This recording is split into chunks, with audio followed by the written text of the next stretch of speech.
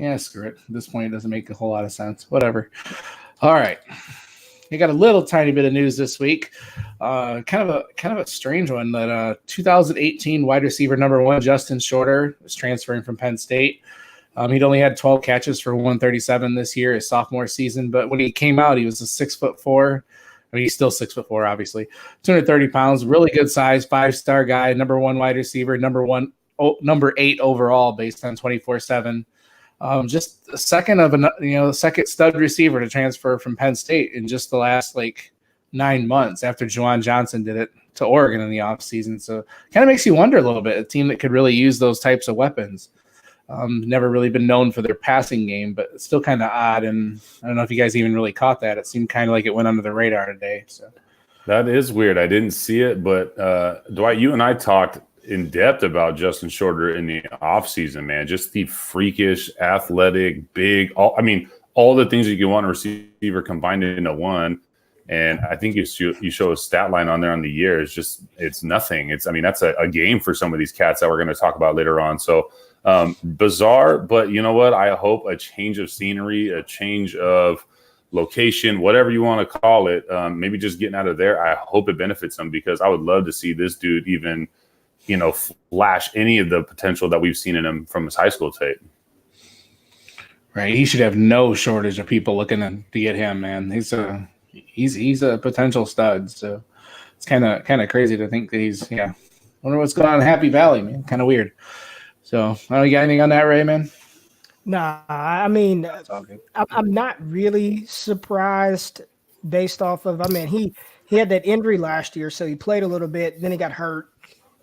So he ended up getting that redshirt season after playing less than 5 games. But we talked about this, a couple of shows back, man. When you're a highly rated kid and things don't go your way, I have no inside information, but just mentally, I wonder if he was just if he kind of checked out, I'm not getting the buzz, I'm not getting the targets, I'm supposed to be this, and college coaches, man, once you fall out of favor, that's pretty much it. And now that with the transfer portal, he probably knows I can go somewhere else and at least get the opportunity to get a fresh start and be the man. But I'm not really surprised that he struggled a little bit because if you go back to his high school tape, he played in the wing T offense. They didn't even line him up as a traditional wide receiver. He was playing like this wing back thing. He really didn't burst onto the scene until the camp hype, the openings, and that's when he started making a name for himself. So I do think a change of scenery will be good for him because he does have all the physical tools, but you got to make sure the mental part is there as well. All right. Excellent, man. All right, we did a little bit of a recap from week 13. Kind of a little bit of a quieter week, but a couple big games that really stood out to me. Clyde Edwards-Helaire went for 6 carries for 188 yards and 3 touchdowns. I didn't watch that game, so I had to double check. I almost went through the score just to make sure that was right. 6 for 188. That's bananas. That's 50 yards a carry or something. I'm not good at math, but I don't know. That's nuts, man. Did you guys get a chance to watch that? That's crazy. It just seems like a high school stat line that is so bizarre. I don't care if it's Arkansas. We've said this a couple weeks ago about whoever it was playing a subpar team. I don't care. You know what I mean? That stat line, and as well as he looked, right? It wasn't just like a, somebody dropped coverage on him and they forgot he was on the field kind of thing. He looked good, and he has. I don't know, man. I haven't watched a ton of LSU, but I know for a fact when we watched that LSU Alabama game, it felt like Edwards-Helaire was like, I am going to show everyone on this biggest stage that I have so far that I am definitely worthy of being in all your conversations and in all your rankings and all that stuff. Not that he probably even cares about that, right? But it's the draft day, everything else that goes with that. He put himself on the map and he hasn't looked back. So good for him, dude. I love that. Yeah, he's one that I could see in the BCS. If he has a couple really big games, he could take this gigantic jump. When we're talking about him in the first, second round, even. It's crazy, because he was almost an unknown. We've talked about it multiple times. We didn't even think he would be the starter there this year, and he's just he looks just amazing, just a fun cat to watch. And I saw you go back and forth with someone earlier today, Ray, about the Ray Rice comp for him, and that it is pretty uncanny when you watch him. So Yeah. All right, another guy I was really impressed with, Jaden Daniels, looked just in a huge game against Oregon, and he went up for 22 for 32 or 22 of 32 for 408 yards and 3 touchdowns against a pretty damn good defense there in Oregon. So he looked really good, and it was another name we've talked about quite a bit this year, and another kid that we've got some freshman quarterbacks coming up that, I mean, I had to kind of adjust my quarterback rankings a little bit. He's a guy I really like, and we're going to talk about another one here in a minute. Keaton Slovis from USC, and we talk about him several times. He threw for 500 yards against UCLA, which is just crazy. You got some good kids coming up the pipeline, man. It's hard not to get excited about these freshmen that are coming up, and these are guys that you guys will be able to get in your Devy drafts next year. Jaden Daniels might have been taken, but Keaton Slovis was definitely not taken. So, have you guys got anything on either of those cats? I'm going to let Matt take it away right here. Matt, go ahead. You know what? I was almost going to say that Jaden Daniels' performance may be more impressive because it's Brandon Ayuk and then the field where Slovis had – okay, so Michael Pittman's been balling. Amon-Ra St. Brown's been balling. Tyler Vaughn's is still there. The best receiver on the day was Drake London, right? You know, I think he had the best stat line. Drake London Drake. I don't know why I'm forgetting how I'm getting dyslexic there. But Slovis has targets. Like, he has receiver. He's got like an NFL receiving core almost, it feels like. And so for Jaden Daniels to do what he did, and I feel Jaden, I've watched him quite a bit this year, and he looked like a freshman early on, obviously a little bit more well-developed. He looked like a man on Saturday, man. He looked like he was like the game had slowed down for him. He wasn't scared of Oregon, right? You've seen that too. He wasn't scared of Oregon. It wasn't too big for him. It was, and he even walked around. I felt like he walked around. The posture was even a little bit different. And I was like, man, I was really, really impressed with Jaden Daniels. And I'd like to see him put maybe 10, 15 pounds on, but time, give him some time and some weight room. But man, both these young cats, I'm really excited about the future of the quarterback position. Right, yeah, I think his was a lot more impressive because UCLA is, I mean, they've been gouged repeatedly through the years, so it wasn't surprising as much. It's still good to see that, but the Jaden Daniels was a big stage. It was a big stage to do that on, against Justin Herbert, and he looked really damn good. So, awesome. And Bryson Hopkins also had himself a pretty good day. It's a name that we've talked about it before, talked about him again. I thought he's probably a guy that is not even.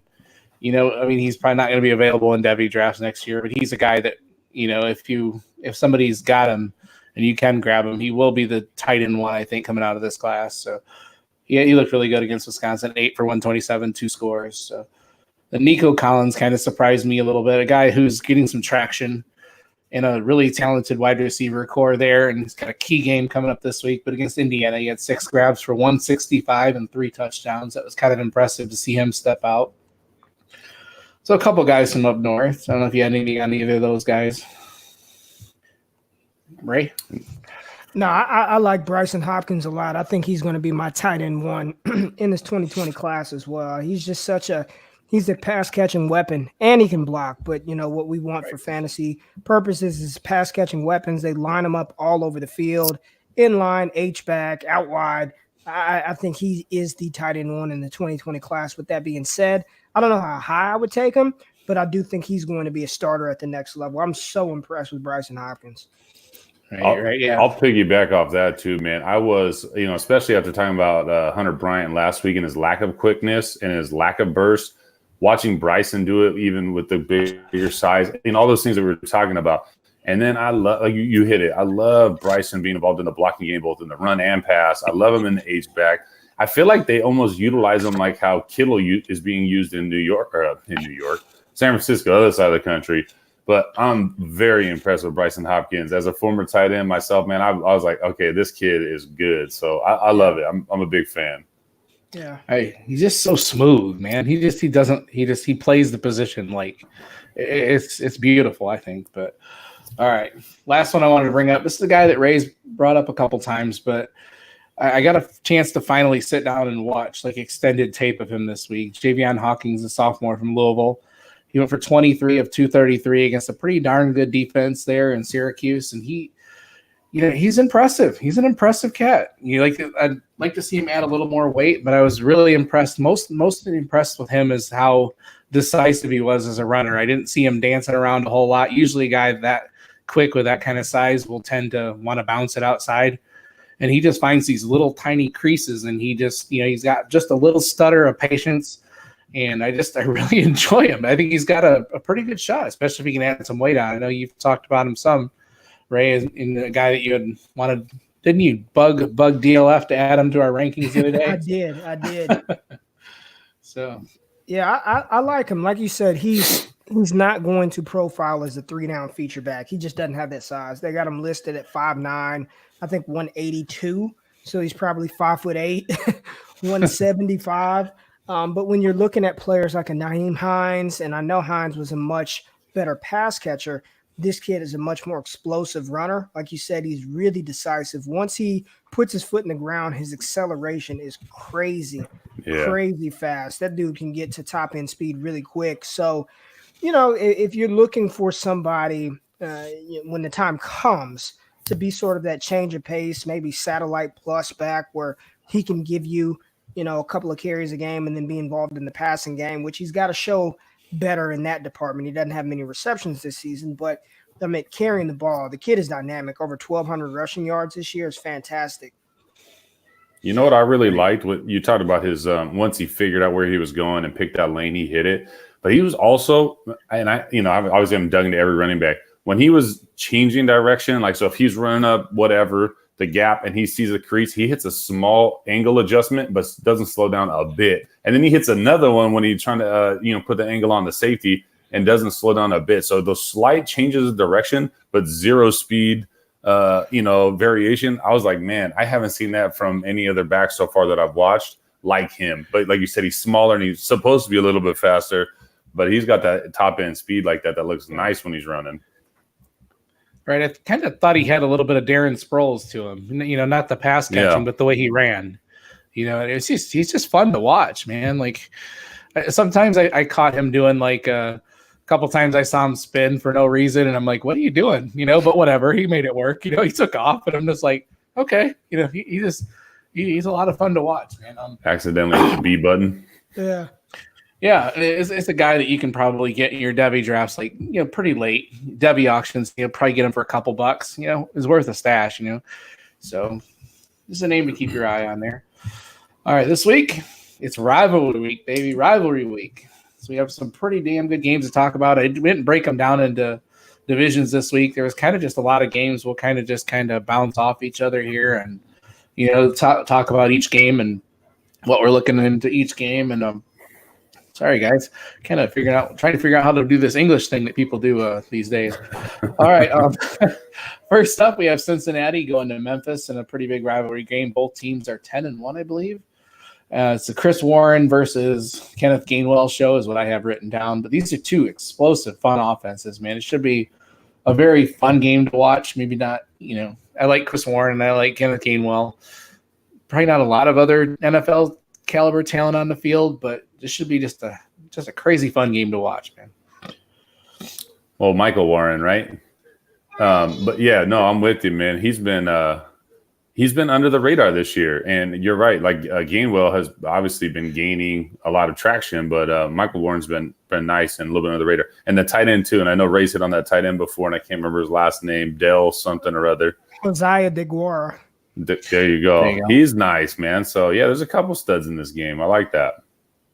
Yeah, that's who I was going to talk about was the tight end. And, it's easy to look at Cincinnati and then point right to Travis Kelce. Now, I'm not going to go that far and say the kid reminds me of Kelce, but he has put up pretty solid numbers the past 2 years at Cincinnati, close to 500 receiving yards in back-to-back years. So I am intrigued by the tight end. I mean, he's got that size, 6'3", 240. So I'm interested to see how he tests. And he's just a name worth monitoring, somebody that I guarantee you'll be able to get off of your waiver wire during your dynasty rookie draft.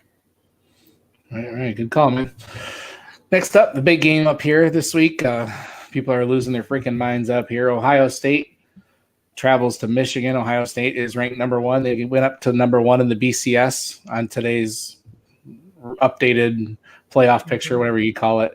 And Michigan has worked their way up to 7 or 8, I believe. So it's a huge game up here. I mean, people are absolutely losing. They lose their minds this week. I mean, even us Michigan State fans will kind of get on board and hate Ohio State this week. So it's a big game. A lot of NFL talent on this field. A lot that we talk about every week. You know, J.K. Dobbins, Justin Fields, Chris Olave looks great. Michigan's got all those wide receivers: Donovan Peoples-Jones, Nico Collins, Tariq Black. It's just Zach Charbonnet. A lot of stuff to watch in this game. Hopefully Michigan can keep it close. We thought it was going to be a good game last year when Ohio State throttled them like 66-24 or whatever the heck the final was. But so just a lot of stuff to watch in this game. A lot of NFL talent on the field, and of course Chase Young. So defense for Heisman? No, not anymore. Dang it! But you should have a fun game. All right, guys. You guys anything on that game? Just it was interesting to me that, preseason Donovan Peoples-Jones was supposed to be the guy, and I think I seen him as high as number 6 on some people's boards prior to the season, and now it's like SC situation where you kind of shuffle the deck a little bit, and it's Nico Collins who's really kind of emerged and has been more of the alpha there. Not to say DPJ is not good or Tariq Black is not good, but usually it's one guy that's kind of rising up, and I was a little surprised with that, especially even like when you guys did your mock last week and Nico Collins went in the first round, that mock draft you guys did. Right. At first I'm like, wait, what, who? And it kind of took me by surprise with all the names that we talk about week to week. And he hasn't really been thrown in the bunch, but man, great high point, great hands catcher, has been doing work. I mean, there's a couple plays last week with, he had that crazy stat line in that game, but a couple plays where they just terrible angles or bad tackling or whatever. But dude, there's no denying the talent. So it's just an interesting, you hear, is Devy depleted or it's this or that, right? And I know Ray's been talking about this, and it's like, okay, there's still studs out there like this. There's still 120 something college football teams. They all got good players on them at some point, So, man, there's players out there for sure. I'm sure nobody's drafted Nico Collins, and he still probably won't get taken in depleted leagues in the first round or second round. So there's studs out there. Right. Yeah, both of those, Peoples-Jones and Tariq Black, could come back next year, I believe, and it might help. I mean, it's got to help. Hopefully get a real quarterback in there. Like, I can't stand Shea Patterson, but that's neither here nor there. I've got one guy I want to talk about, and I remember a couple of weeks ago I was trying to think of this kid's name, but I finally figured it out. And it's another running back out of the University of Michigan, and it's Hassan Haskins, okay? Everybody's talking about Zach Charbonnet, but every time Haskins has been in the game, he's sort of impressed me. So when you just look at Charbonnet's stats, you would think that he's rushed for like 1,200 yards, but he's only sitting at, 635 right now on 132 carries, averaging 4.8 yards an attempt. He does have 11 touchdowns, but Haskins has almost 50 fewer rushing attempts, but he's got 438 yards and 3 TDs, and he's averaging 5.3 a carry. They're both 6'1", 220.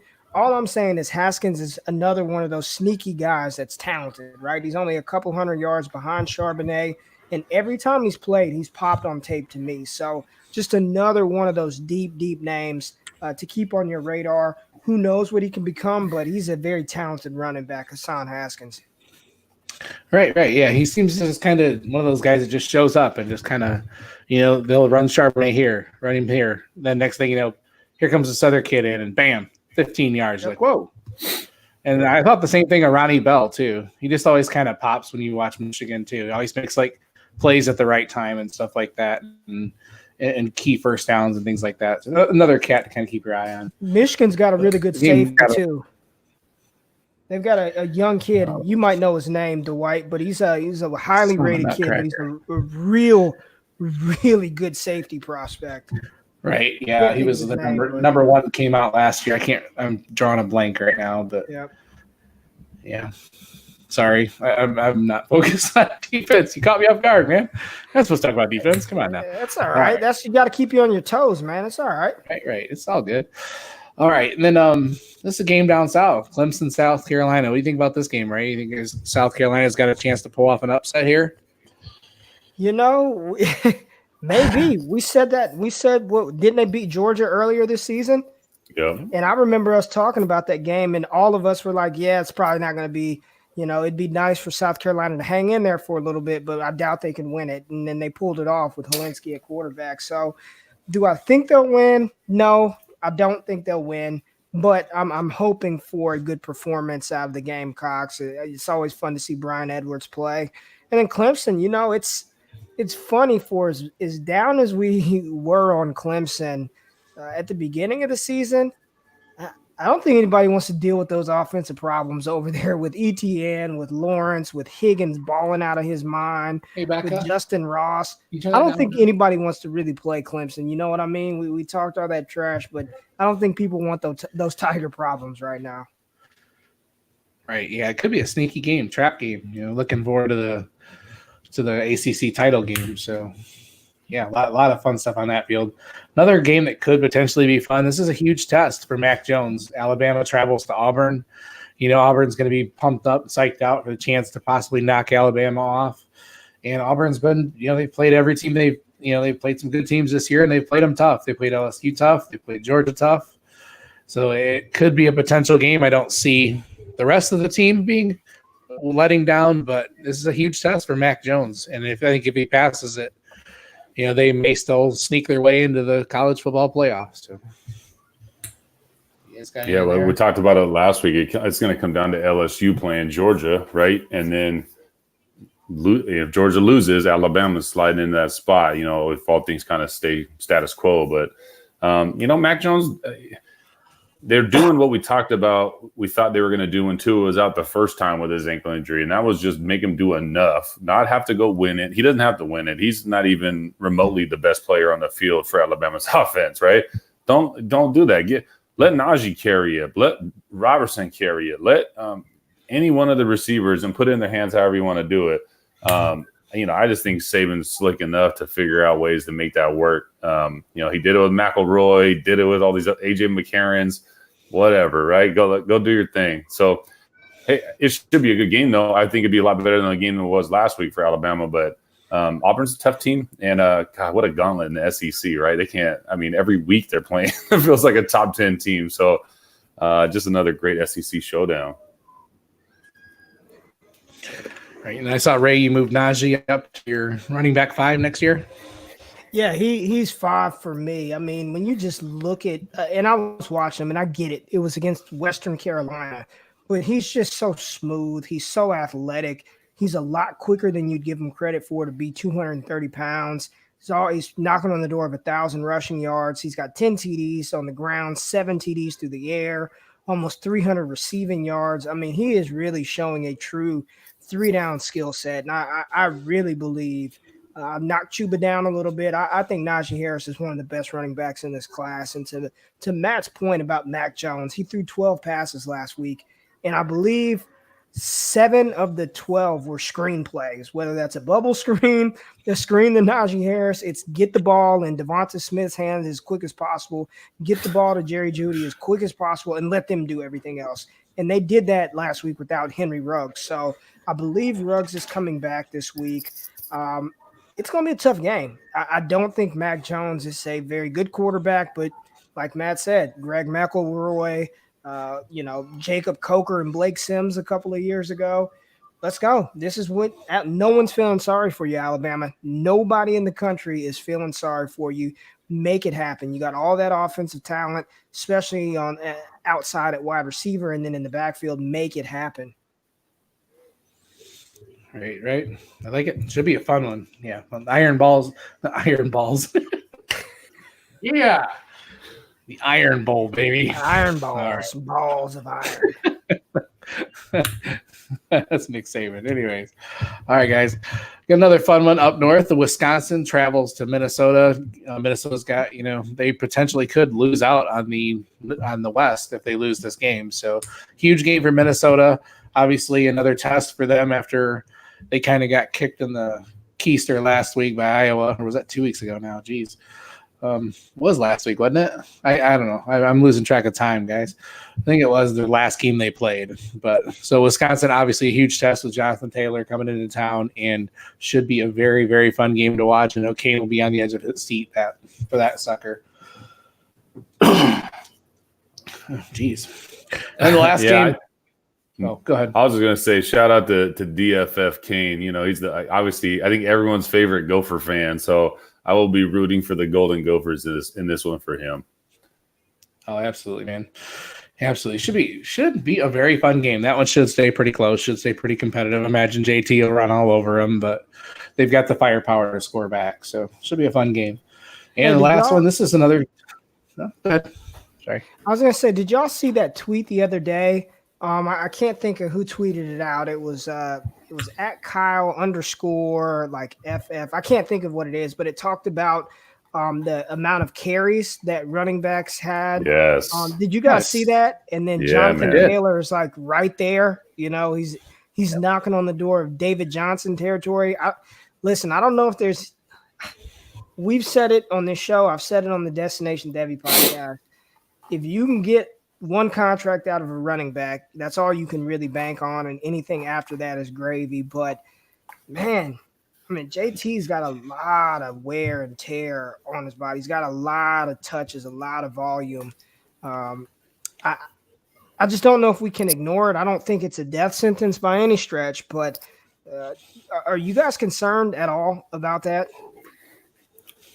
I'm starting to look at mileage like as a whole, right? And whether you're getting it in college or once you get to the NFL, you become that, you know, people think that they want a bell cow, but do you really want a bell cow? And then it just makes your life shorter. It's a real thing. And that tweet was very eye-opening. The DJ one, man, that blew my mind. I mean, he led that entire pack, right? He had 1,007 touches or something like that. Unreal. So, you know, now his kind of drop off or the cliff or the wall, whatever you want to call it, doesn't surprise me. So the JT thing does worry me a little bit, but he's one, if I'm taking him in the first round, I will be moving him after like year 3 kind of thing. I'm just kind of setting my calendar and getting ready to move him then. I don't want to even deal with it, you know, so get out ahead of it, get a couple years out of it and then move on. Yeah, you've got to think the NFL teams would be a little bit worried. I mean, he's got the build to handle quite a punishment, I think. I think he's bigger than David Johnson, isn't he? By like a pretty decent amount, I believe. DJ. I think DJ is like 6'1", like 220. Okay. Yes. DJ's I was thinking, dude. Okay. Yeah, I was trying for some reason was blanking on how David Johnson's dead to me. So I don't know what you're talking about. Like he's gone. Whatever. He doesn't exist anymore. So yeah, you got to be a little bit worried about it. And I imagine he'll have the 3-year thing would be a good plan if you do take him, but I think he'll be good for a couple years. You kind of wonder, you know, the direct correlation, you know, we'll see that more, you know, over time. That'd be a good thing to look at. I've not really gotten too deep into that type of, you know, how many carries translates to their NFL success. So yeah, so that's cool. All right, last game. Chuba time, baby. Oklahoma goes to play Oklahoma State. Should be a heck of a fun game. You got anything on that, Ray, man? Just fun. I think it's going to be a fun game. Scoring all over the place. Spencer Sanders is out, right? It's Drew Brown at quarterback. Yeah. And all right, yeah. So you've got Dylan Stoner out there at wide receivers making plays, and then you've got Chuba Hubbard, of course, and Jalen Hurts and CeeDee Lamb and Kennedy Brooks and the young guys from Oklahoma. So should be a fun game with minimal defense played. So let's enjoy it. You know what? With all the studs in this game, it makes me miss Tylan Wallace and Trey Sermon that much more. Watching Jalen Hurts have to carry the ball 25, 30 times a game, it's too much. Like I don't want to see that from him week to week, although you love it on the stat line. And then Oklahoma State's offense was just so much better with Tylan in the game. So I just kind of a bummer missing two really good players. Right. A little bit of defense. There's Matt's man crush Kenneth Murray on there, so keep an eye on him. Love it.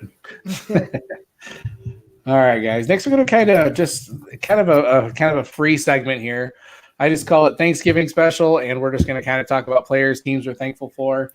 I don't know if you guys got any direction you want to go. Matt, you said you had a couple things wrote down. I don't even have anything wrote down, man. I just want to kind of go back and forth. A little bit of, we're getting ready. Ray's getting ready to travel. I think we're all getting ready for a huge weekend of football. I got San Francisco and Baltimore this weekend in the NFL. So, yeah, just a fun holiday weekend. And Matt, what are some of the things that you are most thankful for in college football? Devy, whatever you want to talk about, man. Yeah, and I'll just start with some broad strokes, man. You know what? I'm looking, I'm getting the text messages like, oh, it looks like you might get the first round bye, or, blah, blah, blah. And you're starting to look at like the tail end of this 2019 season. And I'm just so thankful for this 2020 class, first and foremost. Like I said, broad strokes, so we can start digging into it. But the 2020 class and, trying to pile up first round draft picks or second round or third, whatever, man. I am so looking forward to April, May, June of next year. And right now, towards the tail end of this season, I'm more thankful for next year, now than I will be next year maybe. But man, it's just started off super thankful to have an incoming class like this one, to be able to, build some rosters or rebuild rosters or just keep adding on to the ones that you already got rolling. Good call, man. Good call. Like I'm actually in the midst of writing a huge article about 2020 picks, and how they're valuable. And it is kind of bittersweet for me as from a Devy standpoint, but then I also play fantasy football. So it's, it's just a fun class. I mean, yeah, I don't know if you got anything on that, Ray. It's going to be fun, man. It's almost, it's just going to be fun. I have not been this excited for landing spots in the NFL draft that I can remember. Like in the past, I didn't care where players were drafted. I was just excited for the draft, right? I just wanted to see when they got picked and when is such and such name. Like, think about it. A couple of years ago, we were just excited to see Lamar Jackson get picked. We weren't worried about, was Lamar Jackson going to end up with the Ravens? Was Lamar Jackson going to end up with it? We just wanted him to get picked, right? This year, it's like we want people to go to certain teams. Like, I want to see this skill set on Kansas City. I can't wait to see, do the Colts draft a running back? I mean, think about it. Jonathan Williams, 2 straight 100-yard games. The dude is just on his couch. Can you imagine if that was Jonathan Taylor or Travis? Oh, I mean, I'm so excited to see where these guys land. I think this is probably going to be one of the most watched NFL drafts. Like, Twitter's just going to be a mess. It's going to be freaking crazy. Yeah, I may have to shut off Twitter during the draft. Good Lord. I've got a couple bankroll leagues where guys have saved like over $1,000 for like over a year waiting for this class. Like they wouldn't bid on players last year because they were so excited about this year. And I'm like, that's just crazy to me. Like we've seen this coming for several years too. And like I said, I think I mentioned it a while back. It would be kind of funny if a bunch of them just stayed in just for giggles. But no, I don't want that to happen. That would make it nowhere near as fun as it is. So yeah, go ahead. No, man, I was just going to keep it rolling. Another thing I'm really thankful for is, before the season or in the off season, we start to do our evaluations. And I say we, the world, the Twitter world, the Dynasty world, the Devy world, and people were sleeping on the Najee Harris's and the J.K. Dobbins and kind of wanting to just start kicking them down the rankings because, well, J.K. couldn't really do it with Mike Weber. And Najee could never, get in line with, Damian Harris and Josh Jacobs and all this stuff. And it's those things that remind me like why I like to buy guys when I could buy them sometimes. Like I sometimes have more fun trying to buy players low and then watch that thing go back up because I believed in it. And if it doesn't hit, it doesn't hit. We're not 100% here. But last year, I remember taking J.K. Dobbins at the tail end of a second round in one of my leagues just as people were devaluing him. And I feel like I got Najee in the third of the same league. And it's those kind of things where you go like, bro, I'm so excited for next year. That makes me even more excited for next year, right? To watch this, so where people go like, hey, what'd you get that? Well, you had the 105, 108 or something like that. No, man, I got that at the tail end of the second, early third, and it feels like stealing. But now those things now when I look at that, it makes me want to start doing that same thing for the following year, right? And then we can start playing that same game. But like right now, Eno Benjamin feels like that to me. He's still a talented running back. Keyshawn Vaughn is feeling like that to me, right? Where I'm thankful that we get into this so much for fun, for all this stuff. But I mean, it's strategy. I want to win. I'm competitive. So I'm looking at this like, how can I go snake Eno from somebody right now for nothing because he's now going to be down on him when we still think the talent's there. Let him hit a decent spot, or not even a perfect spot, but like a spot where he can get rolled. Like, okay, imagine if he went to Indianapolis, maybe later in the draft. Well, you wouldn't think that he's going to be some bell cow at the gate, but he needs one spot, one thing to happen, a Mac to get hurt again. You can't tell me that how much more does Marlon Mack look like an average running back when Jonathan Williams comes off the couch, like you said, and just does what he does? I used to think Mack was really good, and I'm kind of reevaluating that because of that team, that offense, whatever. So I'm thankful for sticking to guns sometimes, but also being able to look ahead a little bit and watch these things go where, a couple down weeks or a couple split games, whatever else, and people are going like, I don't know about J.K. Dobbins anymore. And you're like, he was always pretty good, man. I can't explain what the usage was, but I love that kind of stuff, man. And it makes the landing spot even that much more fun to play out now because there's players, man. And there's a lot of teams that are going to get some roster depth at a minimum. Right. My favorite story of that is in the last offseason, I did a Campus to Canton startup, and I got Jalen Hurts like the 13th round of Devy players. Like 150 or so Devy players were taken in front of him, including defensive players. I got him like just insanely late. I'm like, what the heck, Jalen Hurts? Why not? And now, that's so much fun to watch that come to fruition like that. And you got your ones that, are in jail now and stuff like that, but to see those ones hit is so much fun. It makes it just, I love Devy, man. Devy's the way to go. Like, it's just, I'm about to trim all my leagues that don't have Devy just because I love it so much. Yeah. I'm with that. Yeah, one of the things I'm really super excited. I'm thankful for the infusion of defensive talent that's coming in. I know I'm going to geek out for just a second here with the Chase Young and the AJ Epinesa and the Yetter Gross Matos, I guess is how you pronounce it, from Penn State. Bradley and I. There's some defensive ends that are coming in that are just going to make a ton of difference on a lot of defenses. And then Kenneth Murray, Isaiah Simmons are two guys I absolutely love as well. There's a lot of defensive talent coming in. Safeties are not as great this year. Cornerbacks are pretty decent, but I'm really excited about the pass rushers that are coming in next year. Also excited about the running backs. I think this running back class we got coming in is just something special, man. I think there's going to be a lot of guys sweating for their jobs next year, especially with the way it seems like the value of running backs is going down. Or it's not going down. It's never really gotten as high as one thinks it could be. So I'm really excited for, the guys like we talked about landing spots. I want to see where Cam Akers lands. I want to see where, if Chuba comes out, where he lands. There's so many guys that are just going to be so much fun to watch that could really change the running back position for the next 5 years. And that's exciting. Like, I don't know if you guys got anything on either of those running back. We kind of sort of talked about running backs before, but. Well, Cam falls exactly in line with what I was just saying with JK and Najee, right? Cam was almost written off, it felt like, last year, and the team got bad. And bro, sign me up for some Cam Akers at the tail end of the first. You know what I mean? Like, this is silliness. So it just goes to show how awesome this is. Yeah, I still see him even still now being devalued by some. And if you want to devalue him and let him slip to the tail end of the first round, thank you very much. Thank you very much. I will take it. You mean he's not an undrafted free agent?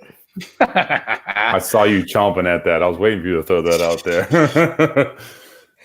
Really, fire. You know what I'm thankful for, man? I'm really thankful for NFL teams sort of transitioning out of the Stone Ages, man, and really just letting players be themselves. And it doesn't matter what they look like, doesn't matter their measurables. I mean, I'm looking at the Marquise Hollywood Browns, who's as big as my 2-year-old son. You know what I mean? He's a toothpick out there. But what he can do is his skill set is he's fast and he's a good receiver. So who cares if he's not 6'4", 225 pounds? It's allowing a Lamar Jackson to be Lamar Jackson, Kyler Murray to be Kyler Murray. And what I think this does for Dynasty and for Devy is it allows us to, let's just say hypothetically, a player like De'Aaron King. If De'Aaron King continued to play this year and, showed some improvement in the passing game, it makes players like that rosterable. It makes players like that desirable because the NFL is sort of saying, you know what, he may not look like what we thought a starting quarterback is supposed to look like, but damn it, he's helping us win games and we can't be stopped. So I'm just thankful for the infusion of this sort of talent into the NFL. And it makes, when you're thinking about a rookie draft next year, especially in super flex formats, do you want to be the guy who passes on Jalen Hurts, right? Because, well, he's not as bursty as Lamar Jackson and, he hadn't been as accurate this year. Do you want to be the one who missed on that type of athlete? And you're looking back saying, dang, I had Jalen Hurts sitting in my crosshairs and I took Devonta Smith over him, or I took Keyshawn Vaughn over him. Like, do you really want to play that game? So I'm thankful for the NFL sort of catching up to the collegiate game and allowing these guys to shine. That's so important for a coach to evolve to a quarterback's strengths, because too long people would draft quarterbacks to fit their system, and then, it just wouldn't work, and they would just throw the quarterback away like they were nothing. But that's not the way you draft. You draft somebody, and then you would go to his strengths. That's one of the things that scares me about Joe Burrow possibly going to the Bengals, is they have not had a good track record of doing that. They don't tend to accentuate their players' strengths. I don't know much about Zach Taylor, but hopefully he'll make a difference. And, and I don't know if that's the pick for sure. They're kind of sort of the buzz in the Cincinnati world is that they may be giving Dalton another chance and going Chase Young, which I would also be perfectly fine with. So, yeah, that's not a terrible decision. I'm with it, man. I hadn't heard that. That's interesting. When I look, you guys talk about it, it's like the way John Harbaugh is right now, right? I mean, is there anybody doing it better than John Harbaugh right now in what we're talking about? And that is playing up to your best player's strengths, letting him do it the way that he needs to do it to be the most successful, and just pumping him up on it. I get so excited watching the Ravens right now. Not even remotely close to being my team, but I find myself rooting for them and just seeing how it's going down and seeing the conversations that they're having on the sideline and how everyone on that team, I love Mark Ingram too, is one of my favorites. He's like an ultimate hype man, dude. He was like that with Kamara last year, and now he's over here getting the whole Be More Stadium pumped up, screaming MVP. He's starting those chants. So it's just a fun thing because that those players are excited because that coach trusts them, levels them up. He heightens them, you know what I mean? And who doesn't want to go there? You tell me that there's college players right now that don't want to go to Baltimore? Like, that's an exciting place to be. Right. You got anything else you wanted to bring up, Ray? Or? Yeah, I'm thankful that we are allowed to change our rankings. You know what I mean? I'm so grateful that stuff isn't etched in stone. And it's so funny engaging with people on Twitter where they're like, well, 2 weeks ago, you had him at number 3. Well, earlier this month, you had this player at number 6. And I'm like, dude, stuff changes. This is an ever-evolving process. And I guarantee my rankings are going to change 10 more times between now, more than that, between now and the draft. And you guys know, and everybody on Twitter knows that I love Chuba Hubbard. I've been on the Chuba train probably longer than anybody, but today when I was updating my rankings, I had to move him down because the information that's available to me, there's concern. There are other people that I like a little bit more than I like Chuba at this point in time, and that's not an indictment. I always have to preface it. It's not an indictment against the player. I still think he's a very talented running back, but I'm so thankful that we have the ability to, and if you're doing it right, you should change it. You should move people up. I have no problem. I was wrong about Cam Akers. I thought he was broken. I thought Cam Akers was done. I was wrong about Travis Etienne. I still don't have him at my RB1, but I was really concerned about his pass catching ability. There are some of these players that it's okay to be wrong, and you need to adjust. Whenever new information is presented, adjust and move forward. But I am grateful that stuff is not etched in stone. Right. A lot of people don't realize that, we don't all have a chance, to watch. And we brought it up before that we don't have a chance to watch every game twice, 3 times a week and really truly analyze, especially during the season when we all have lives and all that stuff. So, yeah, my rankings are constantly shifting. I'll get to actually sit some time down and watch a guy, and watch, everything about it. And then, like you said, in the off season too, we'll have time to even slow it down even more and really truly get into it. So yeah, I love that, man. Gotta love that, man. So yeah, the only other thing I could think of is that I just honestly just love college football. Like I've never realized I've watched NFL my whole life, like since I was like 7 or 8. That's how I got into the Bengals. The Bengals were good when I was a kid, and it just stuck with me, and they haven't been good since. So I've been maybe I'm the bad luck charm for them, but I've always been an NFL guy, and college was always second. And in the last couple of years, I just find myself loving college football so much more. And I'm thankful for college football, man. I love it. I think it's just more, it's pure. I feel like it's just, I'm kind of geek out a little bit, but I have trouble watching the NFL sometimes. Like I just have trouble watching a random NFL game where I used to be able to just turn on any game, no matter who was playing, and be able to watch it.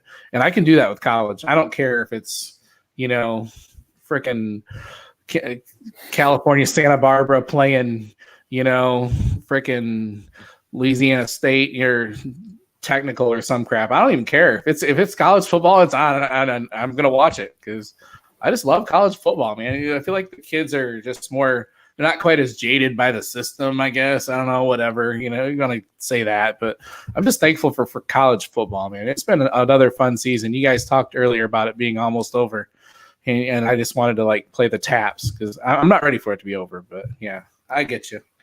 So. Shout out to the Cal State Santa Barbara Gauchos, though, man. How about that? Get a little Gaucho talk on here. That's not the Banana Slugs? Who's the Banana Slugs? Santa Cruz. You see Santa there you Cruz. Go. Dang it. Yeah, all man.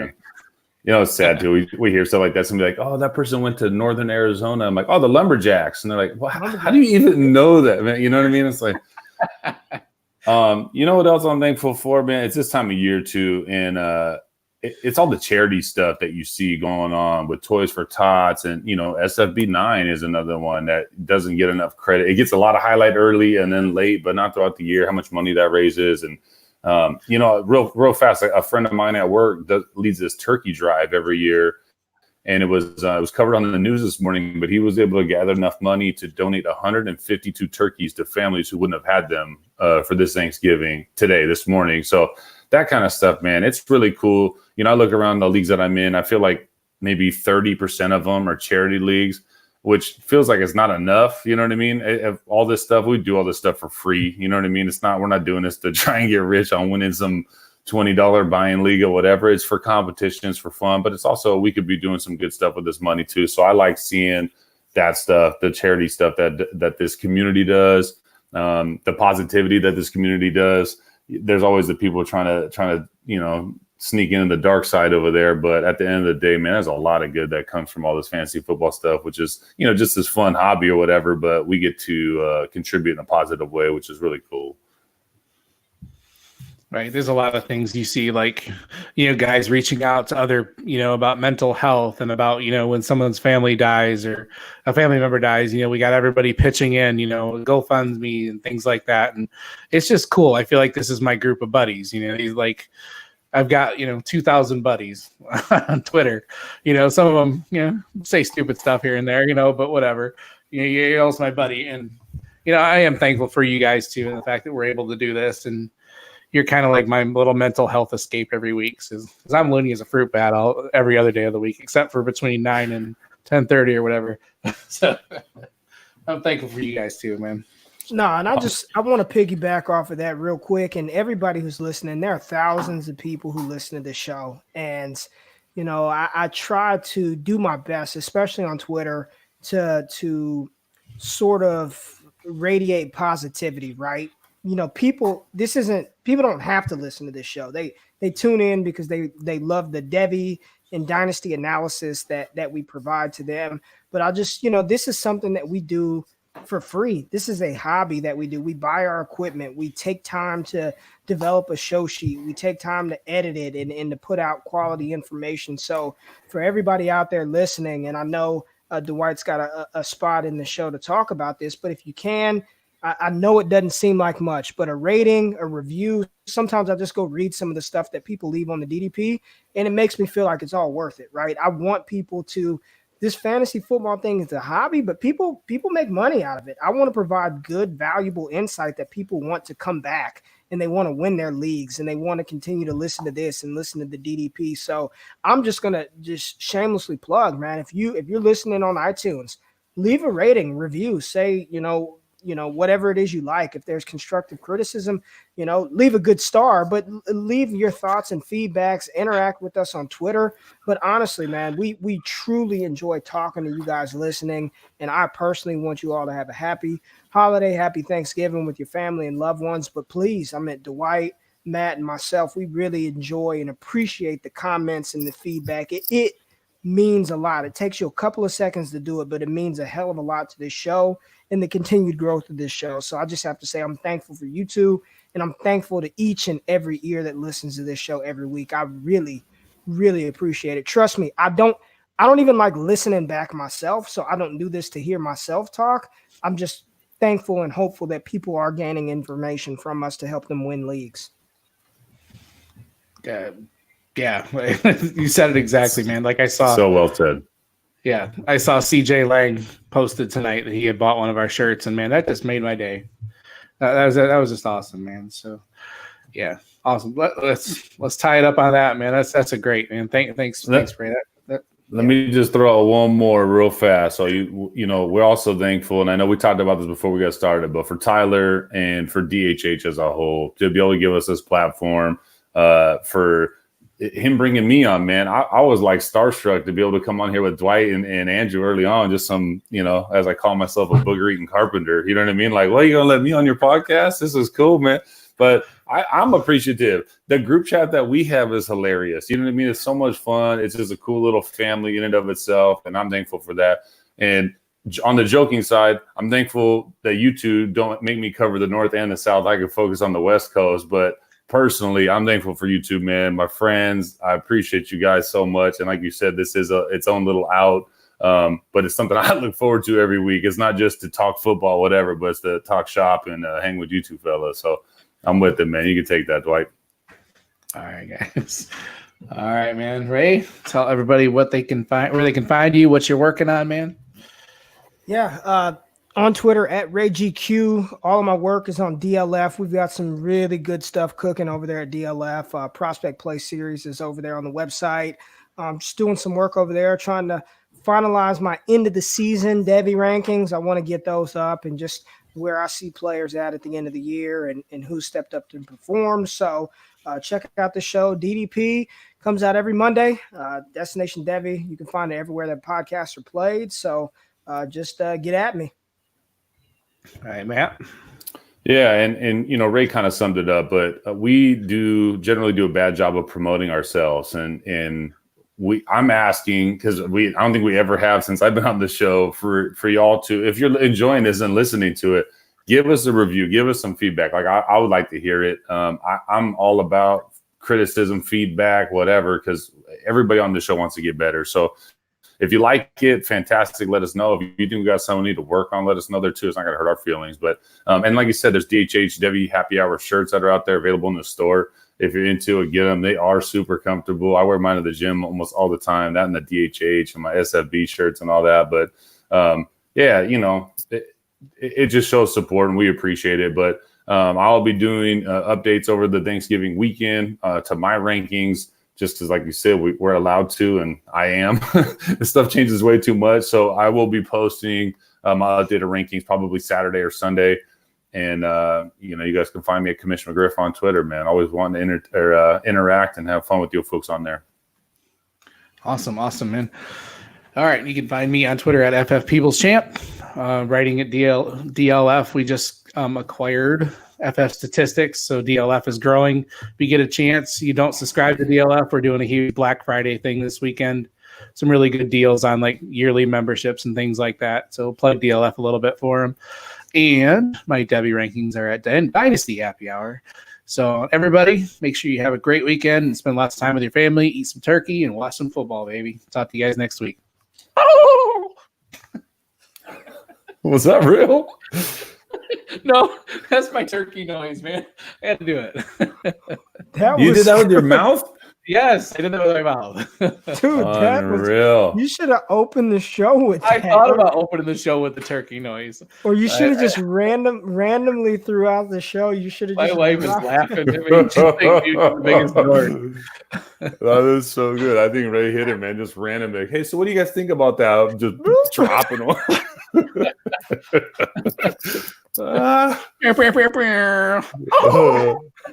Dude, that is gnarly. Dude, I think you might have to. Dude, you've got to edit that and sneak a couple of those. In between segments. And there could be a giveaway. How many gobbles did you hear in the episode 34 of the Devy Happy Hour? man. The winner who correctly guesses the amount of gobbles. I think, man, you have a talent. Yeah, you can go turkey hunting with me anytime now. I got to take like a box collar and all this other stuff. You just roll with me like that. Oh, that's too good. That was gold. All right, fellas. Well, don't make her mad. Don't make your wife mad. Go get it, man. Yeah, a lot of traveling to do. Oh, that's too funny, man. That made my night. All right. All right. Be careful, Ray. Or he's already gone. Never mind. He couldn't even finish his sentence. All right, guys. Yeah, go through my 20-minute download process. So. Right. Okay, right, man. Well, hey, have a happy Thanksgiving. You too, man. Talk to you later. Okay, talk to you. Bye. I'm impressed. I thought for sure my